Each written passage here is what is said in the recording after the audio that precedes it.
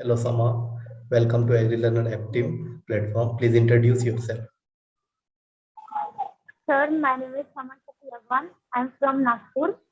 I completed my graduation from Ramakrishna Bajaj College of Agriculture, Burdwan. Okay. After completing graduation, you have started preparation, or you have started your preparation from your second year or third year, fourth year. From which time you have started? No, sir. After completion of graduation, actually I started preparation from last December. Okay, And last I December. completed my graduation Means in March. in 6 to 7 months you have prepared for whole IBPS AFO. Okay. Yes, sir. This is your first attempt. Yes, sir. This is your first exam. Yes, sir. First attempt, first exam, and first job you got. This is really good. Means you took say 6 to 7 months for preparation. Okay. Now the most common question that the student used to ask, sir, how much time you have to study to get selection? What you will say about this? Sir, I think if you are constant, then time is not a thing that we have to consider. 6 to 7 months are enough 6 to 7 months for is 3 years. enough. And per day, how much hour we should Per day, study? sir, actually 6 to 7 hours. 6 to 7. Yes, it is correct. Previously, also many students said that, and my self experience is also that 6 to 7 hour daily is required to for any competitive examination. What you have think about future? You will go for another job or you will continue it? No, sir, I'm thinking about NABARD right now, but I will start after 6 to 7 months. Right now, I want to enjoy it. Okay, right now you will join and you will experience the bank. In which bank you got the selection? Central Bank of India. Okay, pre is the most tough means for agriculture students preparation of pre like math, reasoning, English. It is very much tough. What you say about it and how you prepared for it? Sir, for free, uh, if we say only for AFO, it's not that much tough. For general banking, it will be tough. For AFO, it is not. So I joined An Academy, uh, on which Ashish Arora sir, I followed him, and Nimisha Bansal ma'am. And I think they both are enough for AFO. They guide me a lot. For English, Nimisha Bansal ma'am is enough. So An Academy is best for my side. For pre preparation. Okay, We attend all the lectures of them. and for men's how you have prepared? Actually, sir, 2 to 3 books and also every learner. Okay, means when the student start means for men's we have to cover lot of the subject like 15 subject of agriculture including animal husbandry and engineering in so vast way. How in agri guru modules there is maximum I think 300 plus modules are there. How you have covered Yes, everything? sir, actually, it's morning. I select the particular topic and then I start whole day. I prepare for the same topic, no other topic. And then after completion of that, next day I select another topic and I cover this also. And revision is must. Actually ना sir revision study से ज्यादा important मेरे लिए revision रहा मतलब एक topic को cover करने के बाद सेम टॉपिक को रिवीजन करना सबसे ज्यादा इम्पोर्टेंट है क्योंकि अगर रिवाइज नहीं किए तो ऐसा हो जाता है कि सेम टॉपिक आपको फिर से पढ़ना है उसका 1-2% याद आता बाकी कुछ याद नहीं आता तो रिवीजन रिवीजन इंपॉर्टेंट है मतलब जैसे बच्चे जो बच्चे ज्वाइन कर रहे हैं उनके लिए जो मॉड्यूल पढ़िए फिर उसको रिवाइज कीजिए पढ़िए रिवाइज कीजिए ये जरूरी है मेन टफ जो होता है ना वेराइटीज ब्रीड्स इन सब चीजों को बच्चों को याद करने में बहुत डिफिकल्ट होता है इसके लिए आप क्या यूज किए कैसे तैयारी किए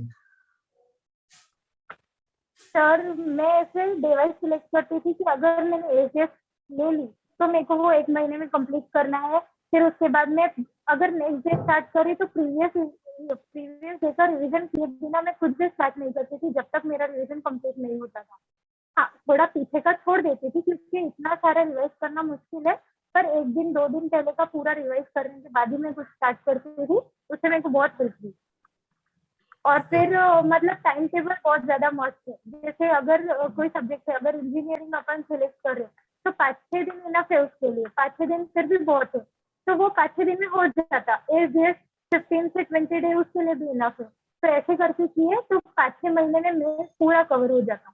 एक एक टॉपिक एक एक दिन में किए तो हो जाता।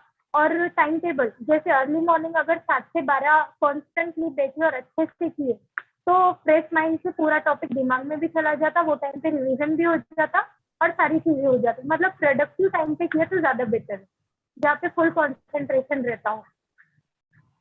मतलब कोई कुछ भी हो, प्रिपरेशन करने के लिए टाइम स्पेंड करना पड़ेगा, डेली पढ़ना पड़ेगा, एक प्रॉपर टाइम टेबल बनाना ही पड़ेगा सिलेक्शन के लिए, ये मस्ट है यही।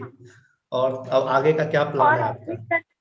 बताइए बताइए एग्री बताइए। लर्नर का ऐसा है कि सेपरेट मॉड्यूल देते, जिससे कैसे टॉपिक मिक्स नहीं होते। तो उनका एक ऐसा हो जाता कि एक दिन एक टॉपिक सेलेक्ट किया तो वो एक दिन में पूरा कवर हो जाएगा। अपन एग्रोनॉमी शुरू की अगर, तो उसमें कुछ लॉ है वो पढ़ने हैं तो वो हो जाएंगे। अगर कुछ अभी मेरे को याद नहीं आ रही, पर सेक्शन होना बहुत जरूरी है, फिर उससे रिवीजन भी इजी हो जाती है और सारी चीजें इजी हो जाती है। और नाबार नॉर्म जो हर जगह मेरे को मिल नहीं रहे थे, तो मेरे को एग्री लर्नर में वो स्पेसिफिक पूरे टॉपिक के हिसाब से जितने रिक्वायर्ड है वो प्रॉपर मिल गए। और करंट अफेयर भी डेली का डेली मिला, जो मेरे लिए बहुत ज्यादा रिक्वायर्ड है। और और जब भी मैंने सर को फोन की कि सर मॉड्यूल में मेरे को ये टॉपिक नहीं मिल रहा, तो वो मेरे को एक से गाइड कर देते थे, नहीं तो फिर वो मॉड्यूल में ऐड कर देते थे। हाँ ये तो है, वो मतलब अपडेटेड रखता है जो भी चीज, अगर स्टूडेंट्स को ये हो ना, कंटेंट कंटेंट अपडेटेड रहता है एग्री गुरु का, ये मैंने भी ऑब्जर्व किया है। ठीक है। अब आप बताइए कि मतलब उसके बाद मेंस हो गया, प्री हो गया, अब इंटरव्यू का कैसे प्रिपरेशन किया? इंटरव्यू का सर, एक चीज और सर, मेल्स के टाइम ना मैं ऐसा नहीं था कि किसी ने कुछ बोला कि ये टॉपिक मत करो वो टॉपिक मत करो। मेरा ऐसा है कि जितना कंटेंट है एग्री लर्नर पढ़ने को वास्ट है, ऐसा नहीं है कि बहुत इजीली हो जाएगा। उसको मैंने पूरा कवर किया। ऐसा नहीं कि कोई टॉपिक कोई बोल रहा है ये नहीं आ सकता, ये नहीं होगा, ऐसा आईबीपीएस पूछता ही नहीं है, ऐसा कुछ नहीं है। मैंने सारा कुछ कवर की कॉन्स्टेंटली, भले ही मतलब नहीं र्यूमर्स पूछेगा पे तो मैंने ध्यान खुद नहीं के देना नॉलेज। है, र्यूमर्स पे ध्यान नहीं देना है हाँ कि ये टॉपिक आएगा, ये टॉपिक नहीं इंपॉर्टेंट है, जितना मॉड्यूल्स दिए हुए हैं सबको पढ़ना है। आईबीपीएस को प्रेडिक्ट करना बहुत मुश्किल हाँ है, सही कट बात है, ऑफ के बहुत लिए तो मुश्किल है। करना ही, लेबर्स के लिए भी नहीं करना चाहिए। सच में बहुत मुश्किल है, क्योंकि कभी बहुत ज्यादा क्वेश्चंस हो जाते हैं लाइव स्टॉक से, कभी बहुत ज्यादा क्वेश्चन करंट अफेयर से, कभी बहुत ज्यादा क्वेश्चन जनरल एग्रीकल्चर से, कुछ पैटर्न फिक्स नहीं है इसका।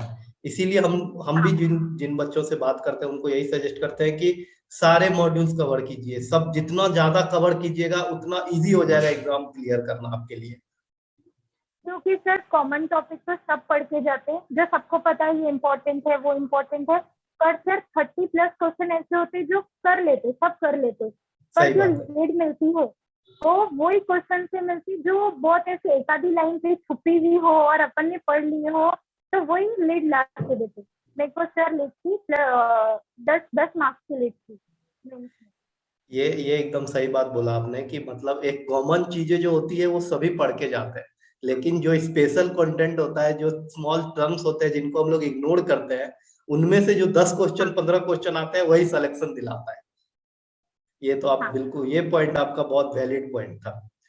और उसके बाद फिर आप मॉक टेस्ट का कैसा इंपॉर्टेंस रहता है प्रिपरेशन में? मॉक टेस्ट सर ऐसा हो जाता कि जब हमारा टॉपिक कोई कंप्लीट हो गया तो हमको ऐसा मन में कहीं ना कहीं चलता रहता कि मैंने पूरा कंप्लीट कर भी ली, कुछ रह तो नहीं गया, कुछ टॉपिक बच तो नहीं गए, कुछ छूट तो नहीं रहा। तो ये सारी क्लियरिटी मॉक टेस्ट दे देता। एक बार एग्री लर्नर की अगर 2 मॉक भी अपन ने कवर कर लिए, वहाँ पे अगर एक आधी टॉपिक से कोई क्वेश्चन आ गया तो अपने को आइडिया आ जाता कि यार ये टॉपिक मेरा नहीं हुआ, मेरे को ये करना है करके। तो वो मॉक टेस्ट से पूरा अच्छे से कवर हो जाता। टाइम मैनेजमेंट वैसे में तो टाइम मिल जाता, फिर भी आजकल आईबीपीएस लेंदी क्वेश्चन दे रहा, तो टाइम ऐसा नहीं है कि मेरे में बहुत टाइम रहेगा। तो मॉक वो भी कवर कर लेता कि लेंदी क्वेश्चन है, सोचने को टाइम लग रहा, जो भी लग रहा। और मॉक टेस्ट में ऑप्शन डिलीशन भी का एक ऑप्शन आ जाता कि अपन ऑप्शन को कैसे डिलीट करके अपन तुक्का लगाना है। कोई क्वेश्चन से अपने को लग रहा है 50-50%, तो वो भी मॉक टेस्ट सिखा देते हैं। मॉक टेस्ट का बहुत इंपॉर्टेंस है, और प्लस जो वीकली मॉक टेस्ट होते हैं ना, मतलब हर सब्जेक्ट का अगर 2 मॉक टेस्ट अगर बच्चा दे देता है, मतलब आप हर सब्जेक्ट में 120 क्वेश्चन कवर कर रहे हैं और अलग अलग फील्ड से कर रहे हैं, तो हाँ मतलब हमको लगता है कि पूरा डाइवर्सिफाई हो जाता है कि सब्जेक्ट क्लियर हो गया मेरा। अगर उन मॉक टेस्ट में अच्छा रैंक आ जाता है तो? कंफर्म था कि नहीं अभी मेरा सब्जेक्ट क्लियर है, अभी मैं सब्जेक्ट से मूव कर सकती मूव हूँ, कर सकते हो। ऐसे हो जाता। और सर जब मैंने एग्री लर्नर ज्वाइन की थी, मतलब मेरे फ्रेंड ने सजेस्ट किया था, तो उसका एक ही था कि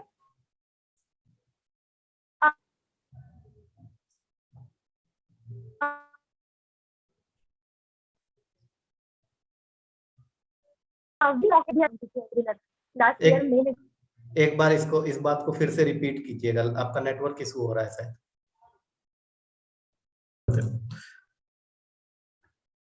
आप पढ़ाई करना। ओके ओके, कंटिन्यू कीजिए। आप मॉक टेस्ट के बारे में बोल रहे थे, बताइए उसके बारे में क्या बता रहे थे।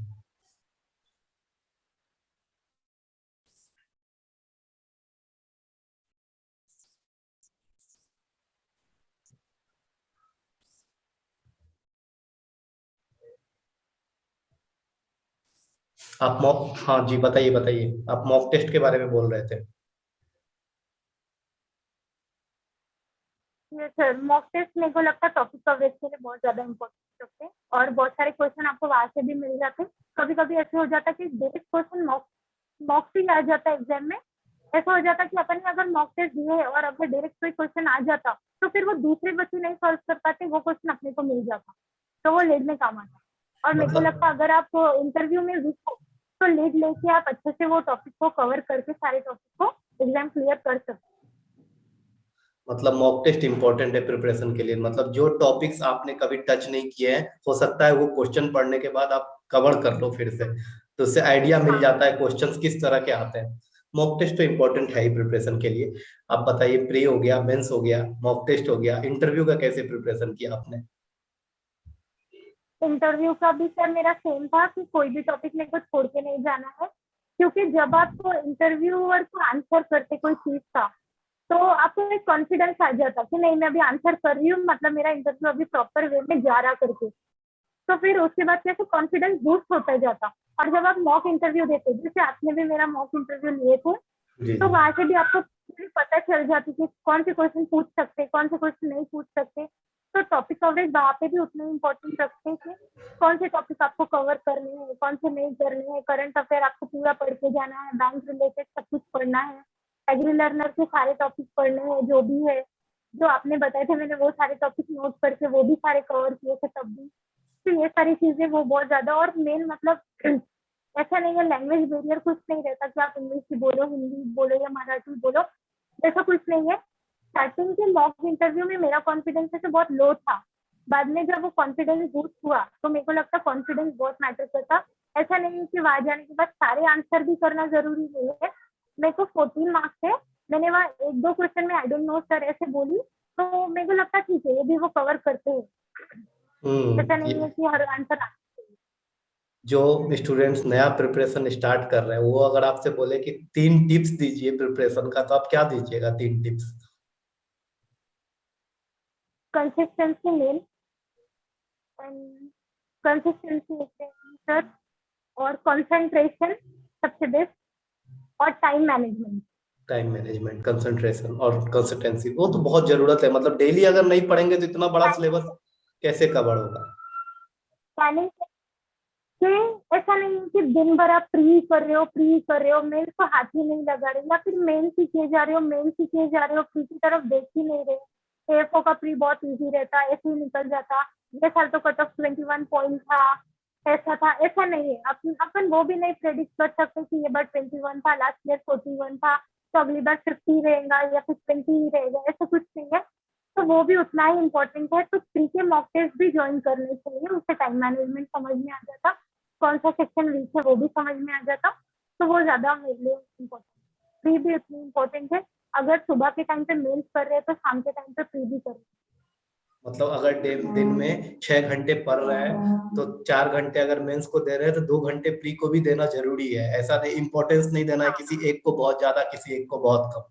हाँ, बच्चे ये सोच लेते हैं कि प्री बहुत इजी है बहुत, लेकिन मेहनत तो, प्रैक्टिस तो करना पड़ेगा दोनों के लिए, प्री हो या मेंस हो। आप आज से पहले जब आप एग्जाम नहीं दिए थे, जब आप एग्जाम का प्रिपरेशन कर रहे थे, उस समय आप सोचते होगे, मतलब सुनते हो कि आईबीपीएस एएफओ टफ है, बहुत टफ है, और एग्जाम देने के बाद अभी आप सिलेक्शन हो गया, फिर कैसा महसूस होता है? टफ है या इजी है, क्या कहना सर चाहो?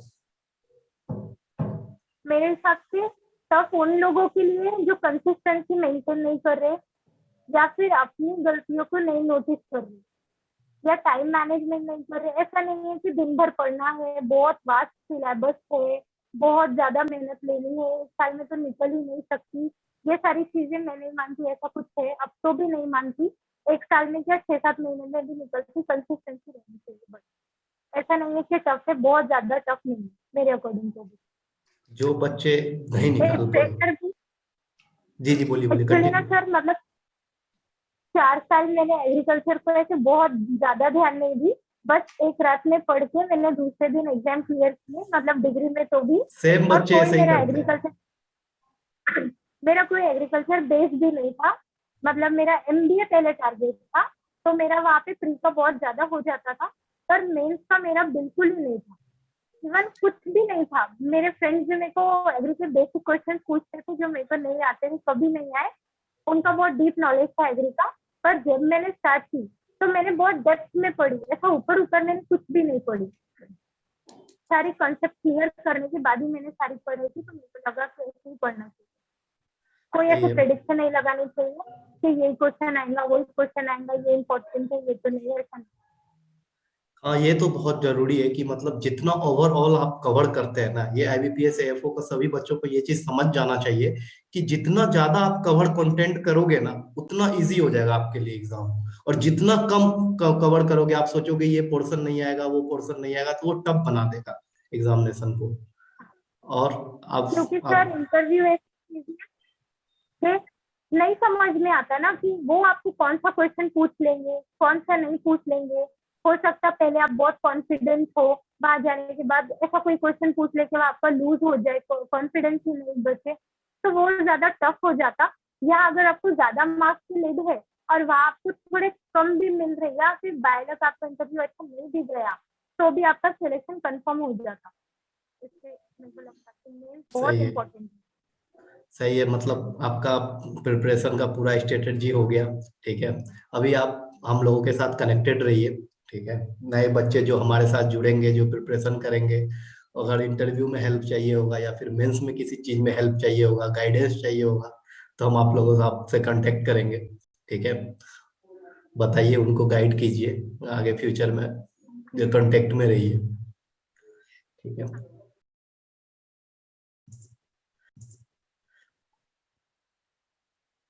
ओके, बताओ सर कॉमन मेरे को लगता कॉमन क्या क्या गलतियां हैं जो बच्चे करते हैं, जिनका नहीं होता है कॉमन सिलेक्शन?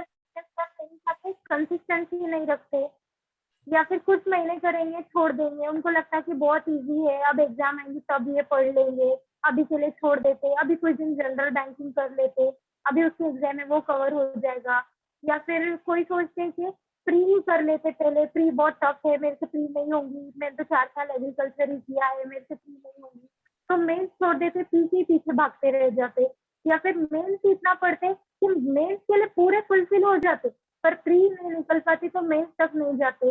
ये सारी चीजें रहती, मेरे हिसाब से ये बहुत लोगों की ये गलतियां हैं। तो इसको कंक्लूड करते हैं। ठीक है। फर्स्ट गलती बच्चे करते हैं कि एक चीज पे फोकस ज्यादा कर देते हैं, या तो वो मेंस पे बहुत ज्यादा फोकस कर देते हैं या फिर प्री पे बहुत ज्यादा फोकस करते हैं। इक्वली डिवाइड नहीं कर पाते अपने टाइम को कि प्री भी करना है, मेंस भी करना है। फर्स्ट गलती ये करते हैं। ठीक है। दूसरी गलती क्या बताए, कंसिस्टेंसी नहीं रख पाते, मतलब रेगुलर नहीं पढ़ पाते। कभी इस एग्जाम का तैयारी करने लग जाते हैं, कभी उस एग्जाम का, कभी बीच में इफको आया था इफको का कर लिया, बीच में कलर का आया तो कलर कर लिया, पीओ आया तो पीओ कर लिया। एक एग्जाम पे फोकस नहीं रहते हैं। दूसरी गलती ये है बच्चों की। ठीक है। और तीसरा गलती? तो सर ये तो दो ये मेन है, दो बहुत मेन मेन है गलतियां कि ये हैं। बहुत गलती। दो ये हाँ मेजर गलतियां, सही बात है, ये फील मैंने भी किया। ये दो मेजर गलतियां, बच्चे भागते हैं इधर उधर। और तीसरा मैं बताऊं, तीसरा सबसे बड़ा दिक्कत क्या है बच्चों, एग्रीकल्चर के बच्चों में? र्यूमर्स पे बहुत ध्यान देते हैं। र्यूमर्स, यहाँ इतने ज्यादा ग्रुप बने हुए हैं, एग्रीकल्चर में इतने ज्यादा ग्रुप बने हुए हैं, एक एक बच्चे 100-100 ग्रुप में जुड़े हुए हैं। ठीक है। 100 ग्रुप, 100 टेलीग्राम ग्रुप। ठीक है। यहाँ से बात सुन लिया, वहां का बात सुन लिया, वहां का मैसेज देख लिया। र्यूमर्स पे बहुत ज्यादा ध्यान देते हैं। मैं एक ही प्रेडिक्शन सर, प्रेडिक्शन भी है, अपनी प्रेडिक्शन लगा लेते हैं कि ये क्वेश्चन आएगा, ये नहीं आएगा, ये टॉपिक तो बहुत ही हल्का है, इसको क्या ही पढ़ना है, इसमें तो मैं तुक्का ही लगा सकता। ये सारी चीजें नहीं है, हर कंसेप्ट क्लियर करना बेस से बहुत जरूरी है। ऐसा नहीं है कि कोई भी टॉपिक खुद से ही आप कर लोगे, ऐसा कुछ नहीं है। हर टॉपिक में कुछ ना कुछ रहता है, जो रहता है उसको पढ़ना ही है।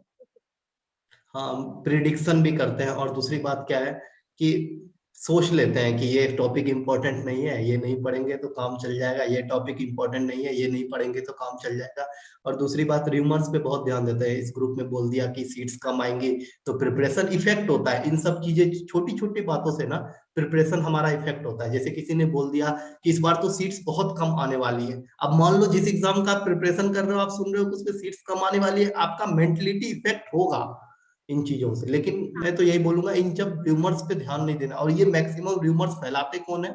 ये फर्स्ट ईयर सेकेंड ईयर के बच्चे होते हैं, जिनको एग्जाम तो देना है नहीं, ठीक है, जिनको कोई मतलब नहीं है एग्जाम से, और लेकिन वो बस इधर की बातें उधर, उधर की बातें उधर, ठीक है। तो बच्चों को जरूरी है फोकस्ड रहना, फोकस्ड होके हाँ। एक एग्जाम का प्रिपरेशन और करना।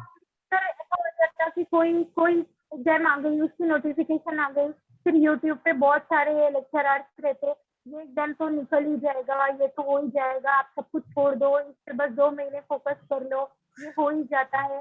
फिर वो दिमाग में ऐसे डाल देते हैं कि ये आप बस 2 महीने में किए तो ये आपके हाथ में ही आ जाएंगे। तो वो सारी चीजों पे नहीं जाना चाहिए। जो आप कर रहे हो, जिसके लिए है, वो उसके लिए रहना चाहिए। मतलब सीधा एक एग्जाम सोचना है, एक एग्जाम को प्रिपेयर करना है, एक एग्जाम देना है और उसी में सिलेक्शन लेना है। ये मोस्ट इंपॉर्टेंट चीज है। इधर उधर ज्यादा ध्यान देके, इधर उधर ज्यादा कुछ करके खुद को भटकाना नहीं है। ये एकदम सही बात है, एकदम वैलिड पॉइंट बोला है आपने, जो हर बच्चों को फॉलो करना चाहिए। और इससे डिस्ट्रैक्ट होते हैं बच्चे, बहुत ज्यादा डिस्ट्रैक्ट होते हैं। इससे क्या होता है कि मतलब रिजल्ट नहीं दे पाते हैं, वो अपना प्रोडक्टिविटी मेंटेन नहीं कर पाते, तो रिजल्ट कहाँ से आ पाएगा? प्रोडक्टिविटी तो तब मेंटेन होगा जब आप रेगुलरिटी रखोगे किसी एक चीज को फोकस करके। ये बहुत वैलिड पॉइंट था आपका।